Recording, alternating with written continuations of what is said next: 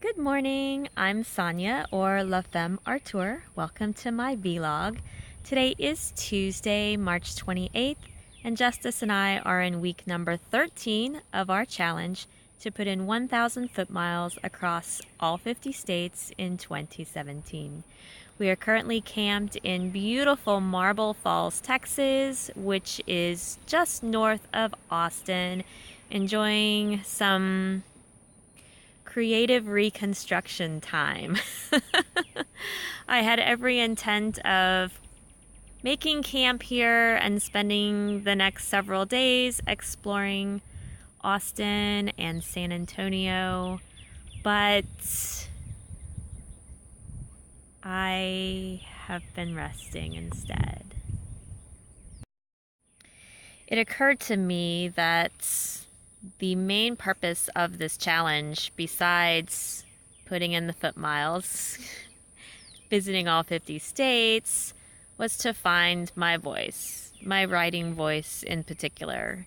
And I have just not spent a lot of time writing. I've been doing video logs, I've been taking a lot of photographs, but just haven't devoted the time and attention required to hone my writing practice. And if I were to do all this and miss that, I'm missing the main point.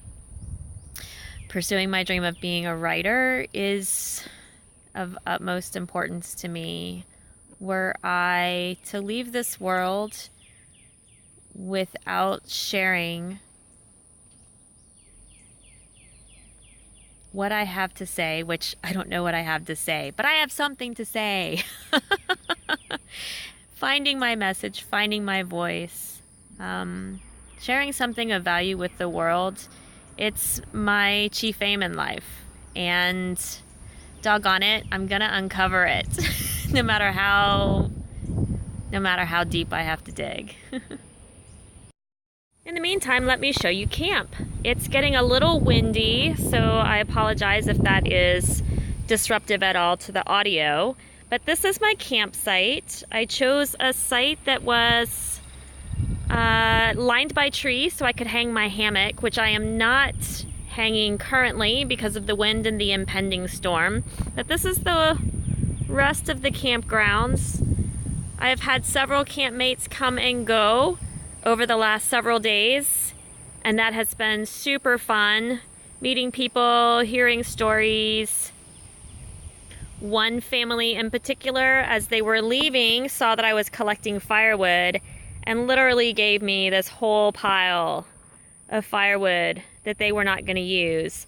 So I do have a fire ring over there, but I have a huge pit over here.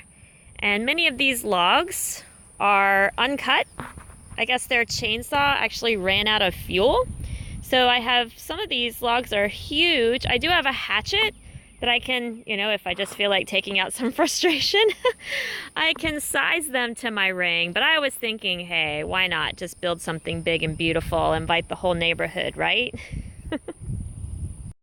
There's a barbecue grill I could make use of if I wanted to. Picnic table, which has been wonderful. I've been making good use of that. And here is what I'm super excited about. Shared with you on my Wednesday vlog last week, my new tent.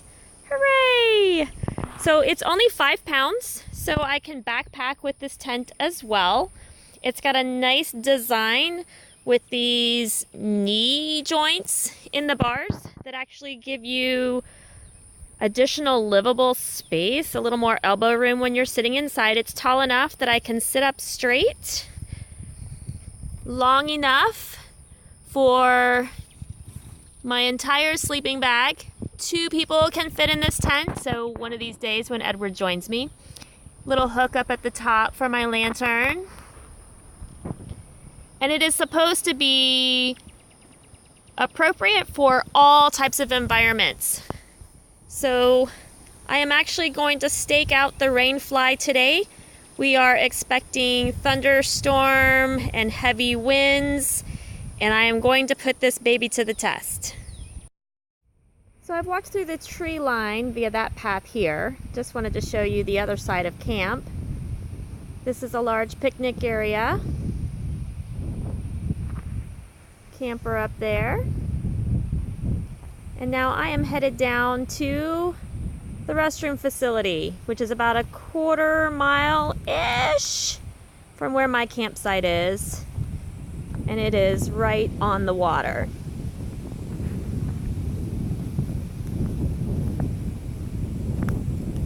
Isn't that beautiful?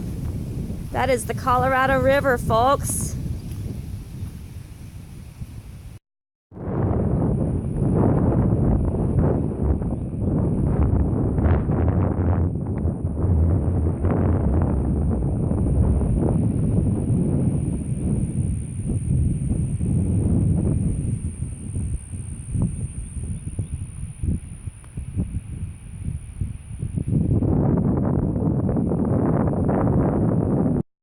You may be wondering why I have not camped over there by the water.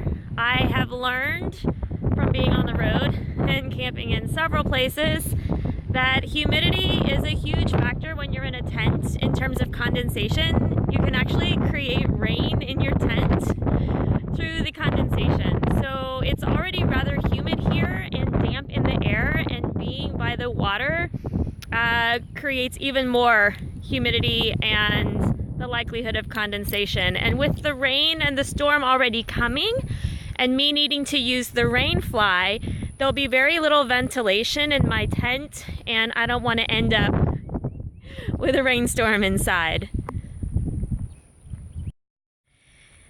Justice and I have been getting a little creative with our mileage for the last couple of days. And when I first got here, I turned on my Runkeeper and I clocked a 1 mile loop around the campgrounds. So Justice and I have just been taking that 1 mile loop 3 or 4 times a day. Got to go to the bathroom anyways, right? So we've been able to stay up with our mileage without overexerting ourselves, really giving ourselves an opportunity to rest, recuperate, see what the rest of our journey has in store for us. The wind is picking up here, so I have gone ahead and staked out my rain fly, and I want to show you what that looks like. So this is what my tent looks like when it's completely staked out. I am told that it is supposed to be pretty darn windproof and totally waterproof. I enter from here. This is a Velcro and zipper, and that creates this little vestibule here that's covered, and then just unzip the tent and enter here, rezip the vestibule underneath. There's a second vestibule and entrance on this side of the tent, so you can leave your muddy shoes, clothes, whatever in this arena and not have to drag them into the tent. Isn't that nifty?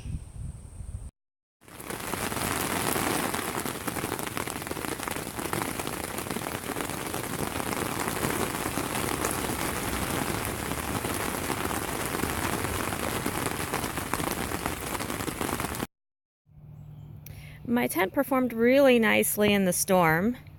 The rain was hard enough that the mud and dirt kind of splattered up a good 2 or 3 inches on the tent.